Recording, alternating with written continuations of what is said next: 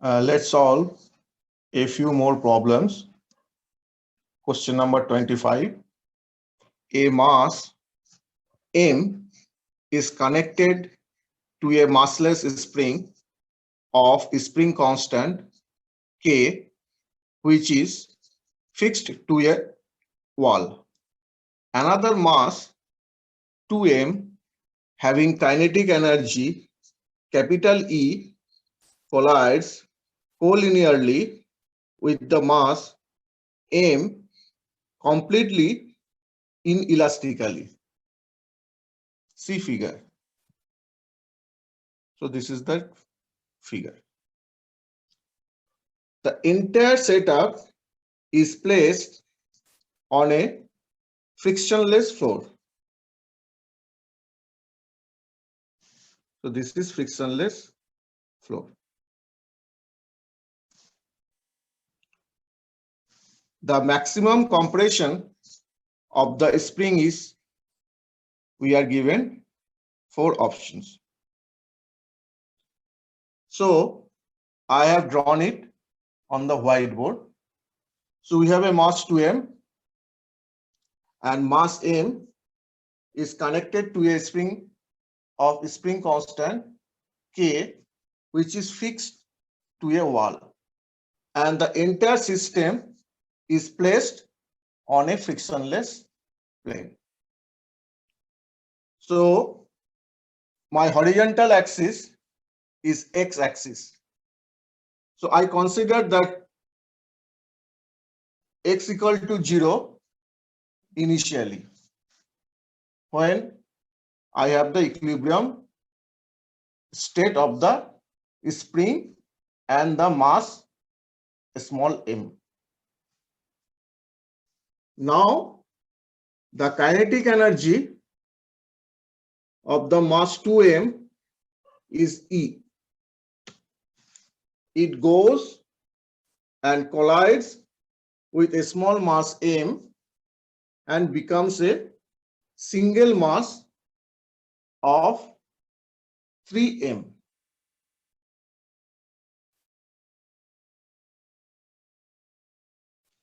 So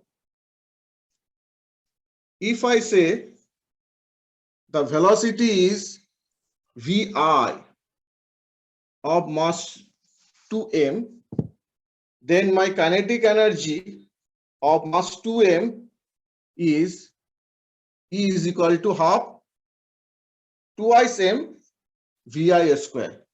That gives me vi square is equal to E by m. That is my equation number 1.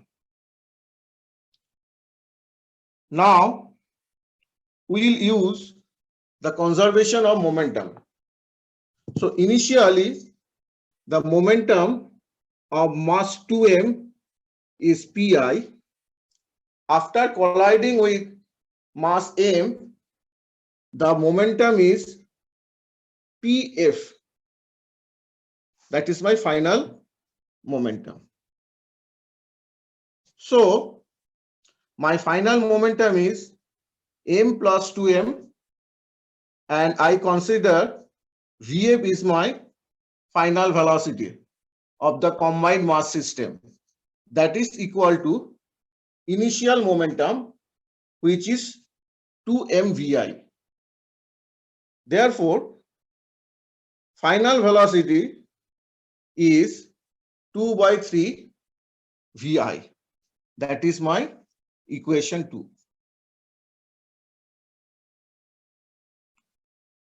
So because of this kinetic energy of this combined mass system, the spring will compress, and see, I have put capital X equal to X. So the spring is compressed from X equal to 0 to X equal to X. Okay.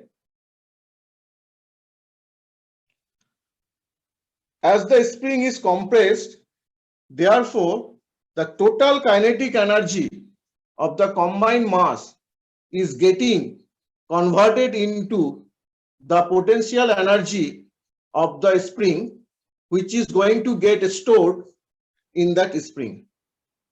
Therefore, I have half 3m Vf square is equal to half kx square. That is the conservation of energy, because kinetic energy is getting converted into potential energy, and that energy is the energy of the spring. Therefore, the compression we can find out. So x square is equal to 3m by k Vf square, that is equal to 3m by k Vf is given by equation 2, which is 2 by 3 Vi.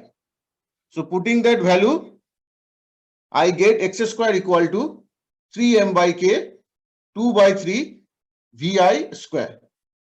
That gives me 3m by k 4 by 9 E by m, because Vi square is equal to E by m from equation 1.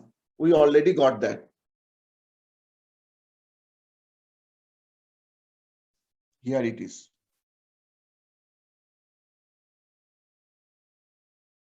So therefore, x square is equal to 4e by 3k, and hence x is equal to the square root of 4e by 3k, and that x is the compression of the spring, and the question asks the maximum compression of the spring is. Therefore, the correct answer is option A.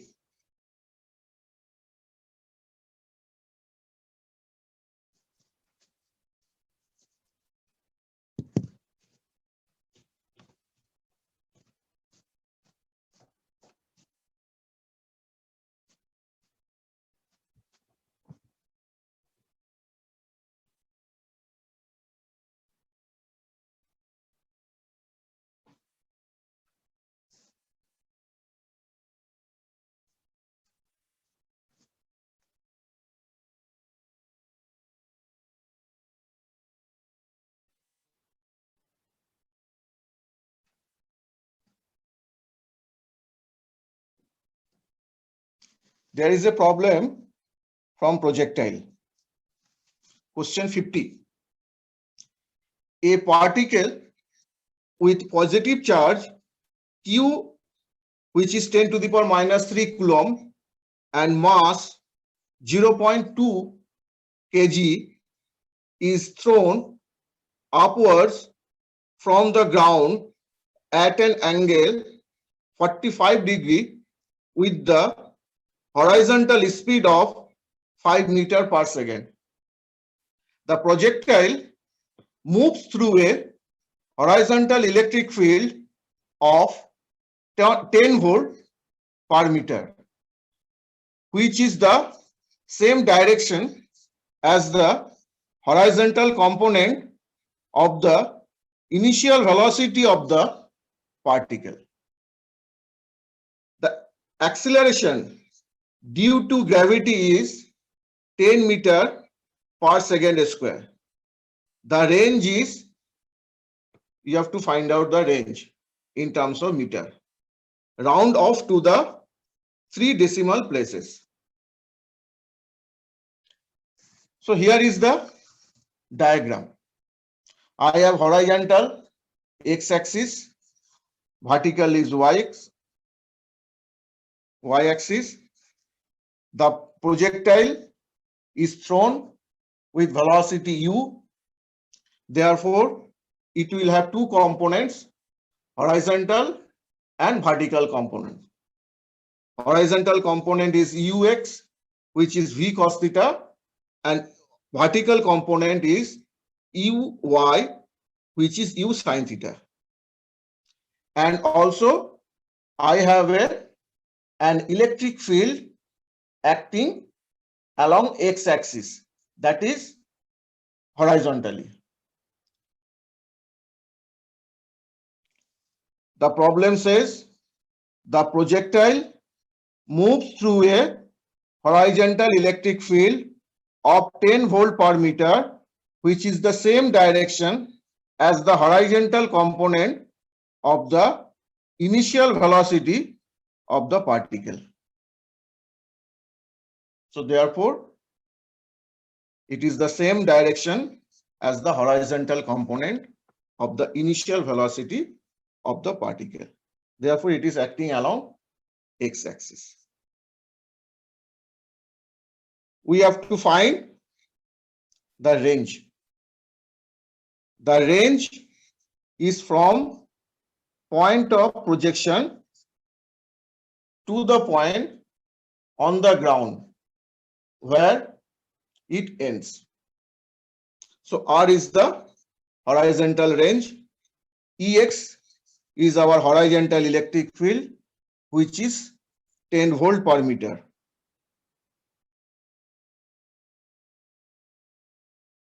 We know the range is equal to uxt plus half ft square. So basically it is s equal to ut plus half or f or a t square.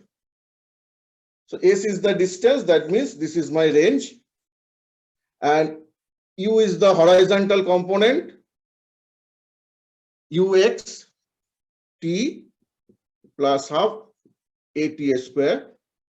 Our ux is u cos theta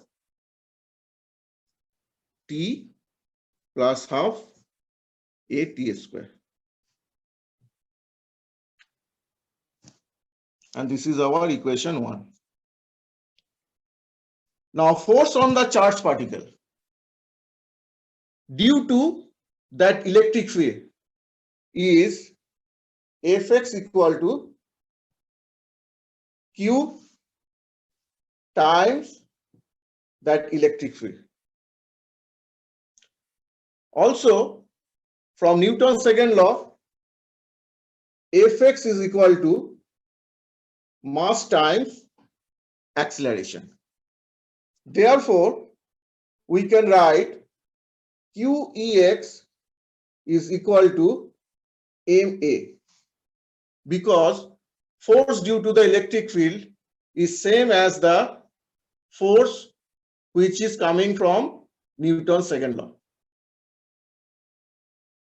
So from here we can calculate A, which is Q by M times Ex. That is our equation number 2.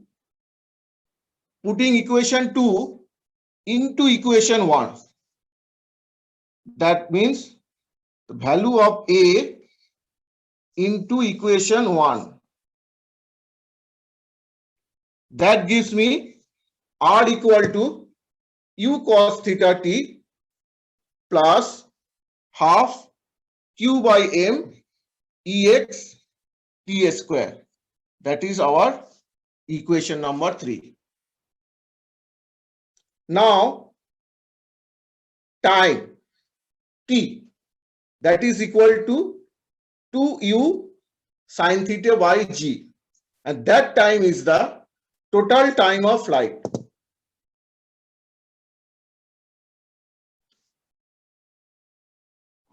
What does it mean?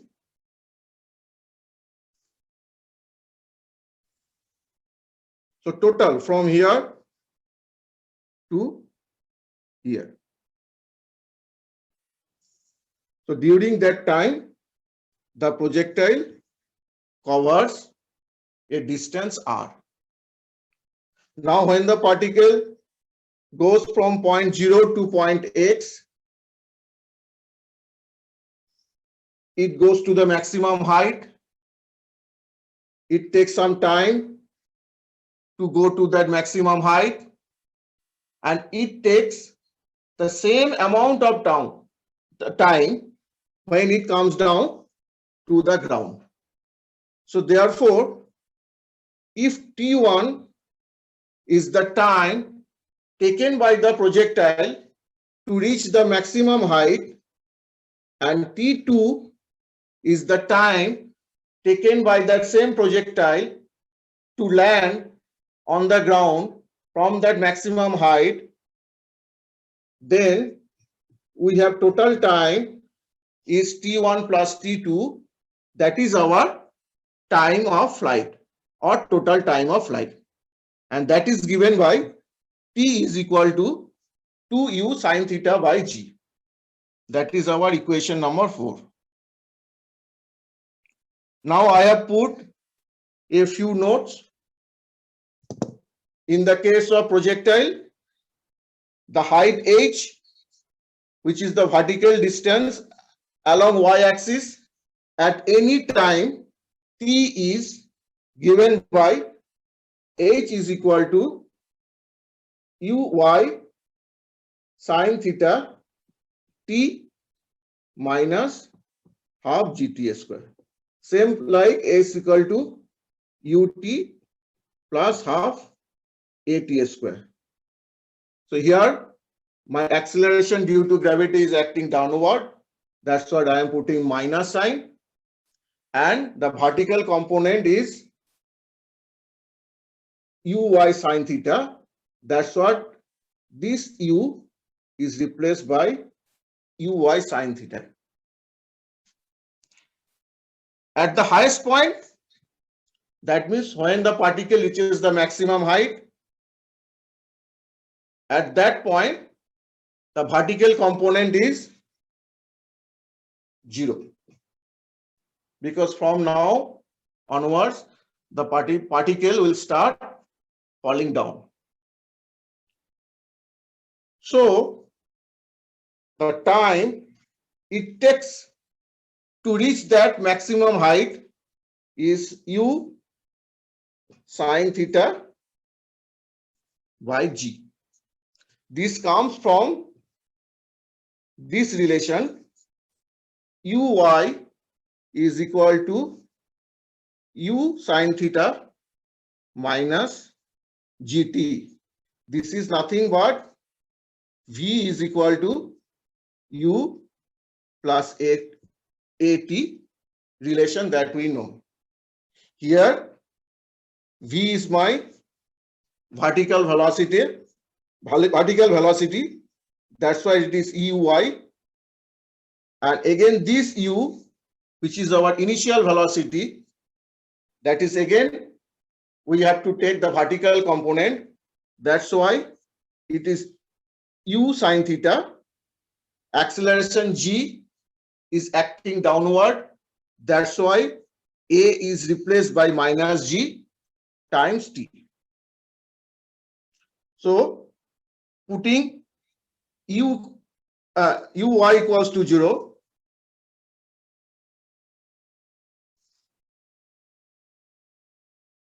we get t is equal to u sine theta by g.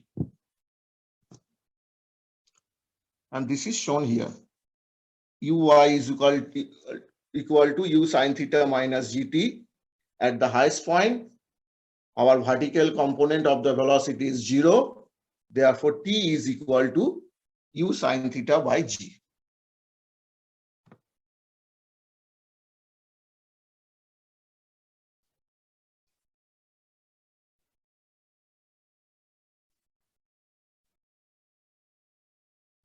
Therefore, total time of flight is twice t, which is 2u sine theta by g.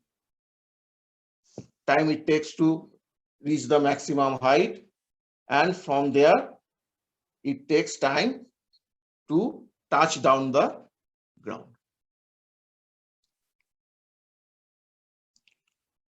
That is, the particle reaches the maximum height h and returns to the ground. So our equation number 3, which we already got, r equal to u cos theta t plus half qm times ex times t square. That is our equation 3. Our equation 4, which we got, total time of flight t, that is equal to 2u sine theta by g. So I'll put this value of t into equation 3. I'll get r equal to u cos theta 2u sine theta by g plus half q by m ex 2u sine theta by g square. That gives me u square by g 2 sine theta cos theta plus half. Q is 10 to the power minus 3 coulomb. M is 0.2 kilogram. Electric field is 10 volt per meter times 2. U is the initial velocity, which is 5 meter per second. And angle theta is given, which is 45 degree. That is sine 45 degree divided by G, which is 10 meter per second square, and square of that 2u sine theta by g. Putting the values of u square, 5 meter per second square, g 10 meter per second square, 2 sine theta cos theta is sine 2 theta plus half. Doing this calculation, we got 10 to the power minus 3 by 2 times 10 times 10 times 1 by root 2 whole square. Because this 5 times 2 will cancel 10. 0.2 we can write 2 by 10. That 10 will go to the numerator. That's why it is 10 to the power minus 3 by 2 times 10 into 10. And sine 45 degree is 1 by root 2. On the next line, we got 5 square, that means 25 by 10. Theta is 45 degree. That means 2 theta is 90 degree. Sine 90 degree is 1. Plus, we got 25 times 10 to the power minus 3 times half. This half comes from square of the 1 by root 2. This 25 comes from 2 and 10 will give 5. These 2 and 10 will give us 5 again. So 5 times 5 will give me 25. So 25 by 10 plus 25 times 10 to the power minus 3 times 1 by 2. On the next line, 25 by 10 gives me 2.5. And this one, 25 times 10 to the power minus 3 times 1 by 2 gives me 0.012. That gives me 2.512. Therefore, the range is 2.512 meter.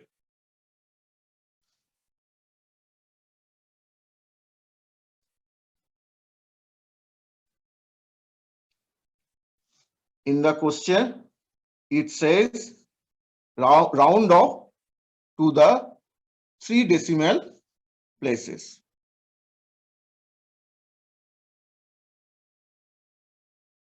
So our answer is also up to 3 decimal places, 2.512 meter.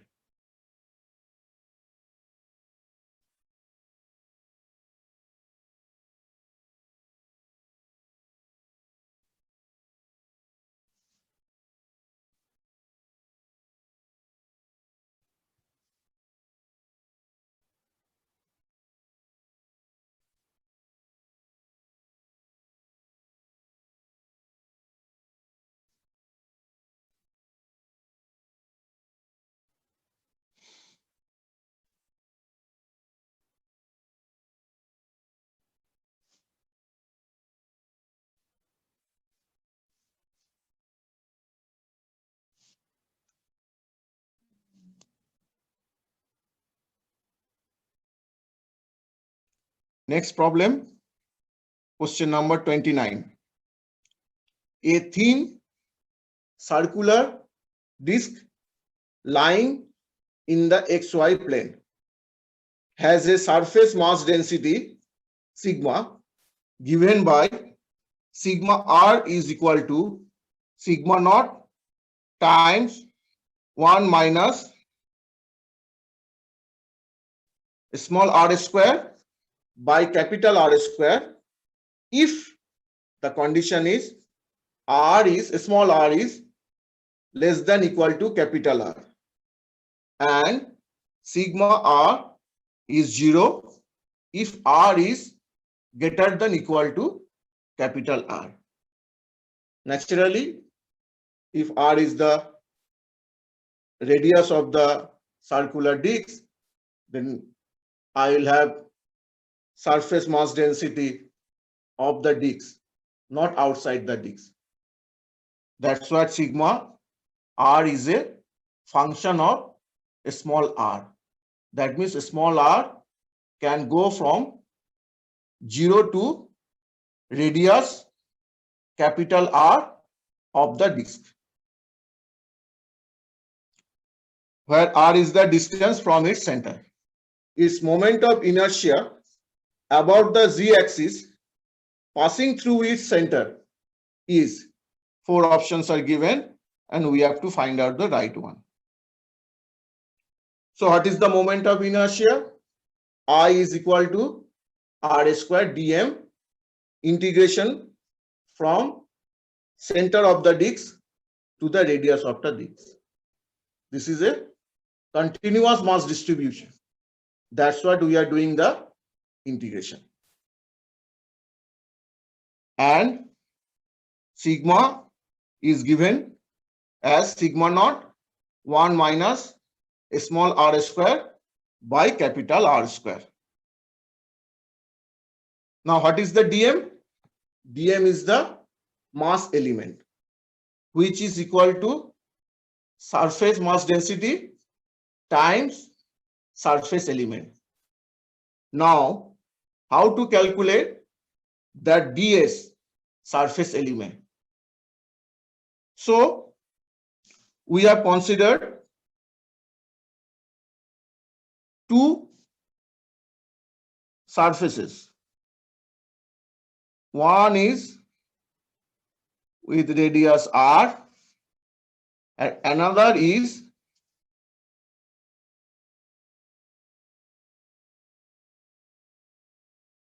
with radius r plus dr.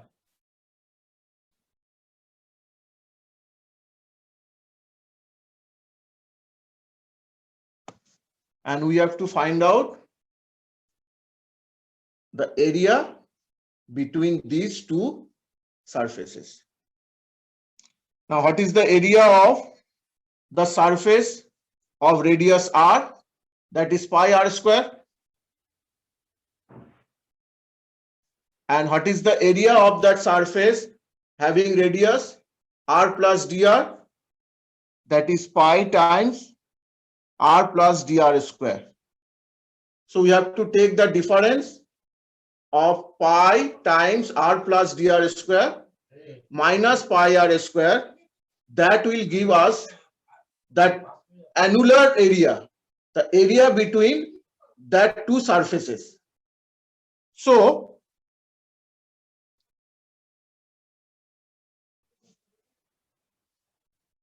how we can do it?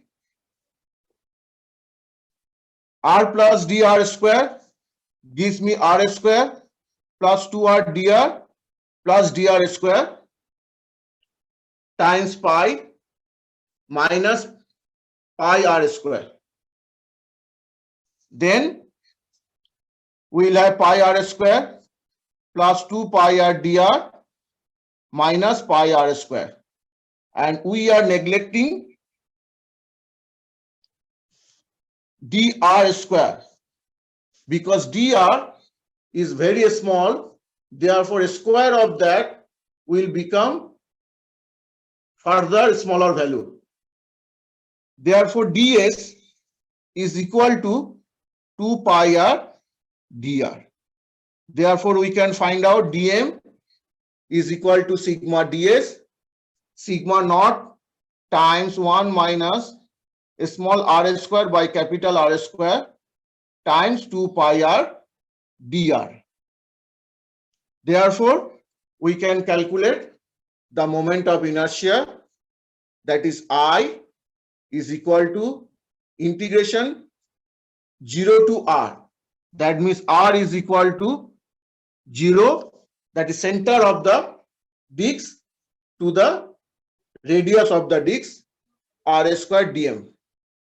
Putting the value of dm, we get 2 pi sigma naught 1 minus small r square by capital R square times r cube dr. Then 2 pi sigma naught is the constant value, therefore taken out of the integration, and we have 0 to r cube dr minus 0 to r to the power 5 divided by capital R square dr. And then 2 pi sigma naught as it is, integration of r cube dr will give us capital R to the power 4 by 4 after putting the limits. Similarly, the integration r to the power 5 by r square dr will give us 1 by r square times r to the power 6 by 6 after putting the limits.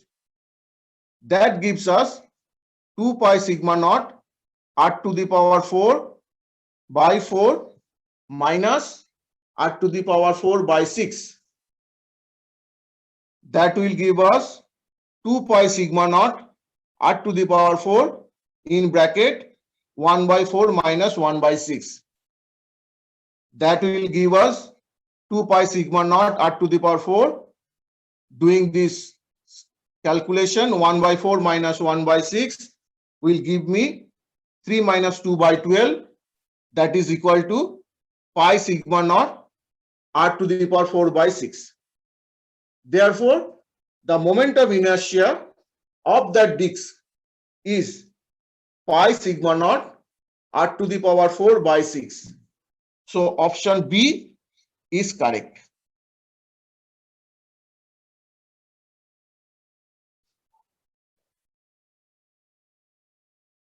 Now you can ask that why I have done this step-by-step mathematical calculation, because each and every step is important. If you do a minor mistake, you will get a wrong answer. You see, these are the answers. Sigma naught r to the power 4 by 4. Option 1.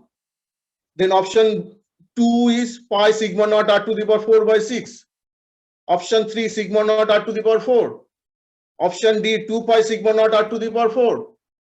So even a minor miscalculation will give us a wrong answer. And we do not want to lose any single point because of that our miscalculation. That's what you see. I have gone through step by step. Each and every step I have done, and I got the correct answer. The option B is the correct answer.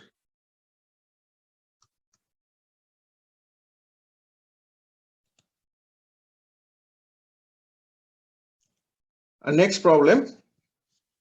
In the Fourier series, expansion of two functions, f1t 4t square plus 3 and f2 is equal to 6tq plus 7t in the interval minus t by 2 to plus t by 2. The Fourier coefficients an and bn, an and bn are coefficients of cos n omega t and sin n omega t respectively satisfy. We are given 4 options: a n equals to 0 and b n not equals to 0 for f1, a n not equal to 0 and b n equal to 0 for f2. Option B, a n not equal to 0 and b n equal to 0 for f1t, a n equal to 0 and b n equal to not equal to 0 for f2. Option C, a n not equal to 0 and b n not equal to 0 for f1, a n equal to 0 and b n not equal to 0 for f2. Option D, a n equal to 0 and b n not equal to 0 for f1t, a n not equal to 0 and b n not equal to 0 for f2. 4 options, 2 functions. We have to do Fourier expansion and find out which coefficient is 0, which coefficient is not 0. Let's have a quick recap of the concept of Fourier series. So the Fourier series for the function fx in the interval minus L to plus L is given by fx is equal to a0 by 2 plus summation n equal to 1 to infinity a n cos n pi x by L plus summation n equal to 1 to infinity bn sin n pi x by L, where an and bn are the coefficients. a0 is 1 by L integration minus L to plus L fx dx, an is equal to 1 by L minus L to plus L fx cos n pi x by L dx, and bn is equal to 1 by L minus L to plus L fx sin n pi x by L dx. We know these things. Now let's talk about even and odd functions.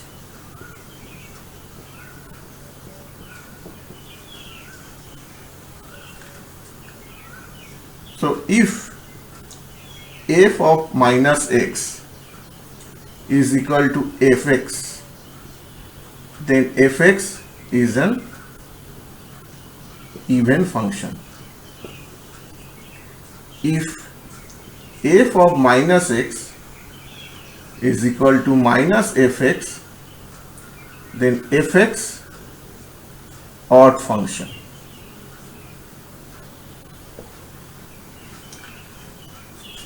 So examples of even functions are, say, cos x, sec x,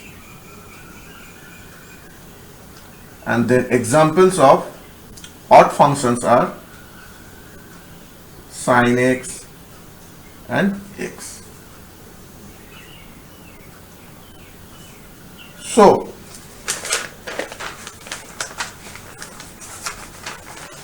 if f(x) an even function,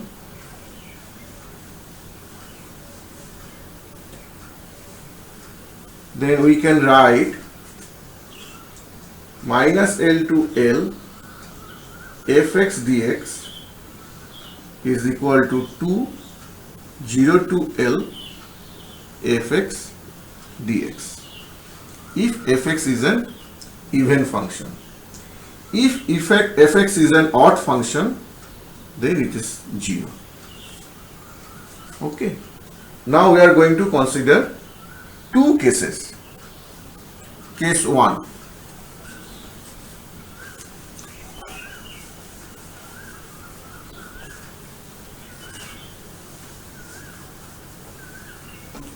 f(x) is an even function.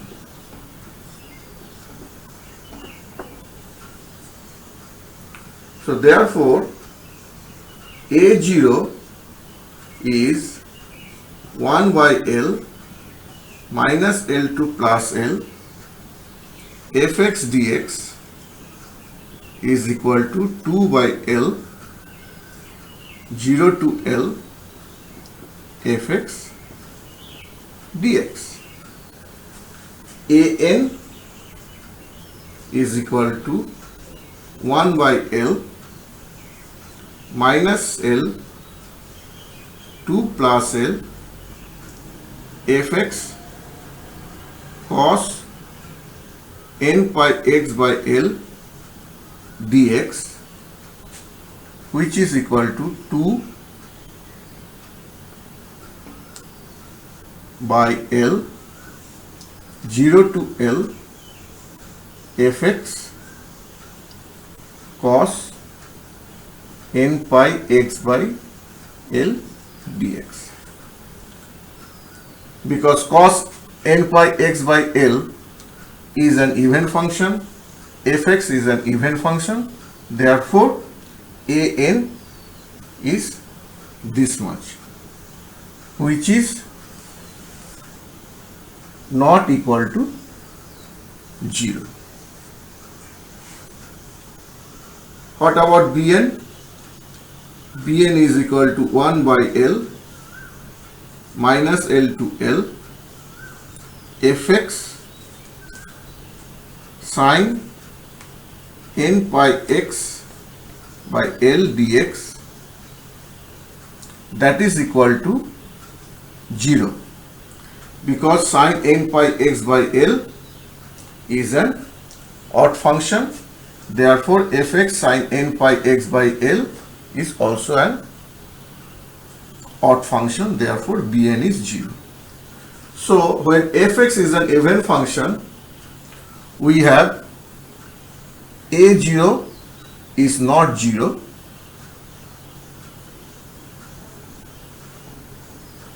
an is not 0,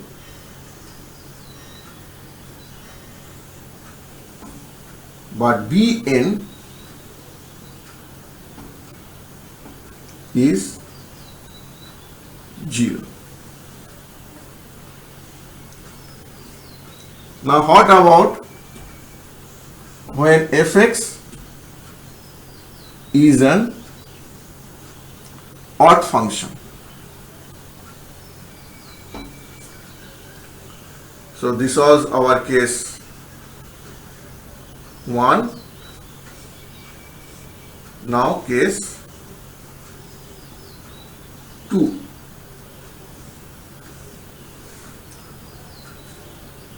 When f(x) is an odd function, a naught is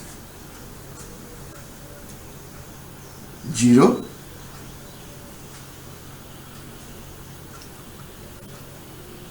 an is 1 by L minus L2 plus L fx cos n pi x by L. Fx is odd function. Cos n pi x by L is an even function. Therefore, this fx cos n pi x by L is an odd function. Therefore, it is 0.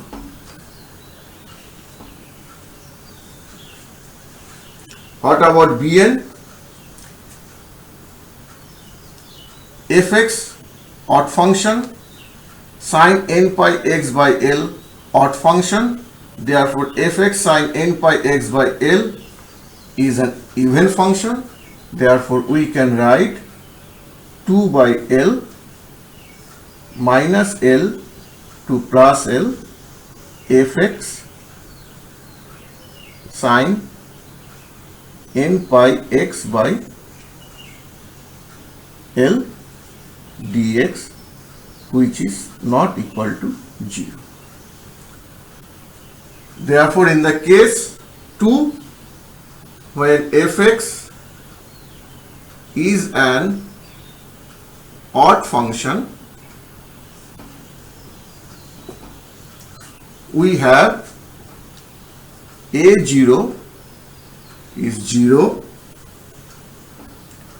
an is 0, but bn is not equal to 0.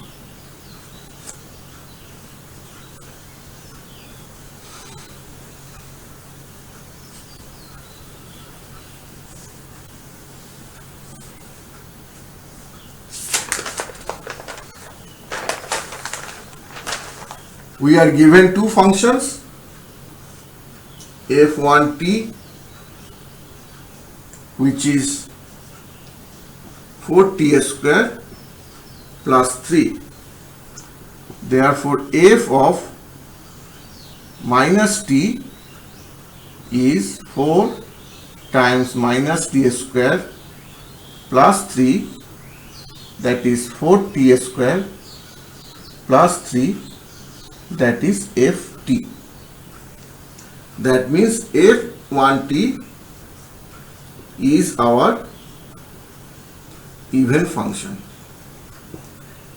If it is so, we have a naught equals to 0,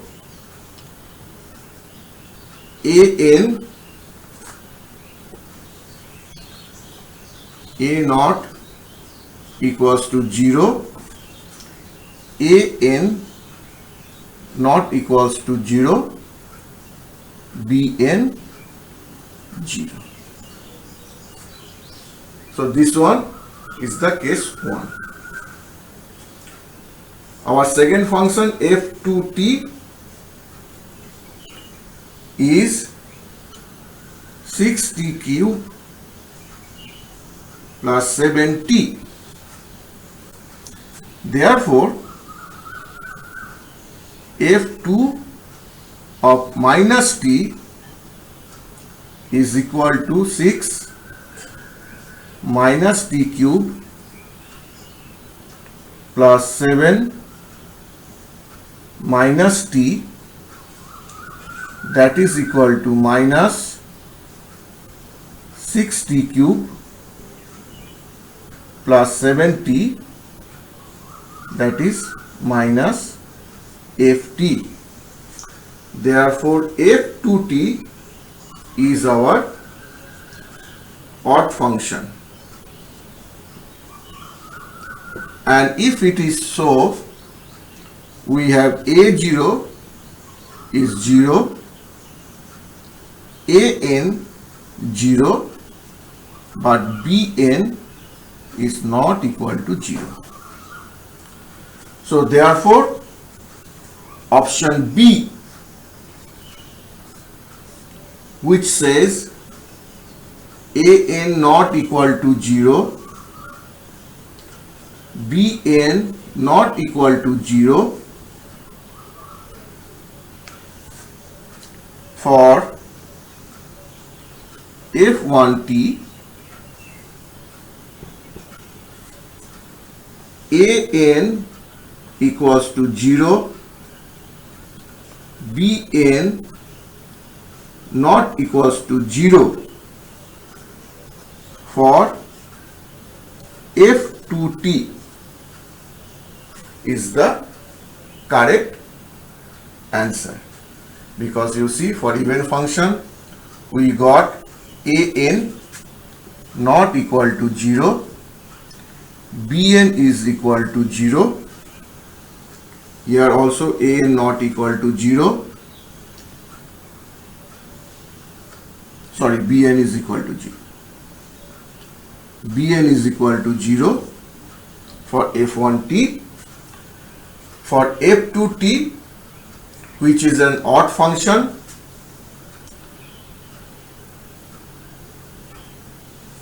an0, bn not 0, an0, bn not 0 for f2t. And these are the coefficients which are either 0 or not 0 depending on the whether the function is even or odd function, and we already got this one. So our option B is the correct answer.